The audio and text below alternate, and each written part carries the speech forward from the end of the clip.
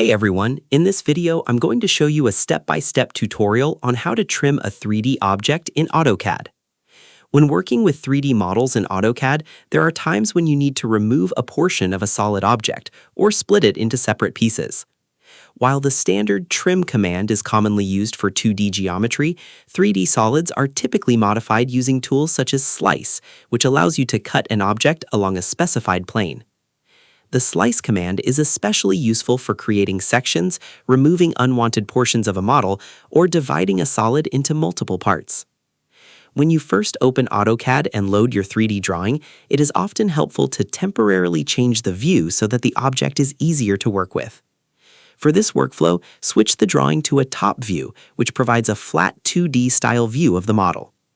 Working from the top view can make it easier to define the cutting line accurately because you can clearly see the points that will determine the slice. It is important to understand that changing to a top view does not convert the model into a 2D object. The object remains fully three-dimensional, only the viewing angle changes.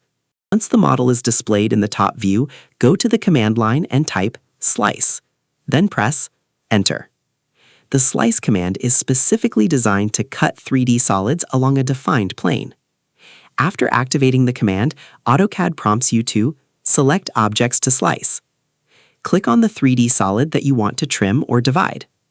Once the object has been selected, press Enter to confirm the selection. AutoCAD will then ask you to define the slicing plane. To create this slicing plane, specify the first point and then the second point that define where the cut should occur.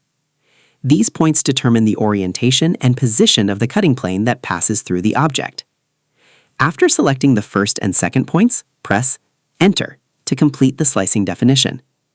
At this stage, AutoCAD calculates the cutting plane and prepares to split the object. The command line then provides options regarding what should happen to the resulting pieces. You can choose to keep both sides of the sliced object, keep only one side of the cut, or remove the unwanted portion. This flexibility makes the slice command particularly useful because you can either divide a model into multiple solids or trim away material depending on your design requirements.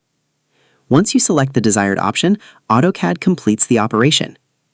If you switch back to a 3D view, you'll be able to clearly see the result of the slice. The object will now appear trimmed, cut, or separated according to the slicing plane you defined earlier. One useful way to think about the slice command is to imagine cutting a physical object with a perfectly flat saw blade. The slicing plane acts like that blade, dividing the model wherever it passes through the solid.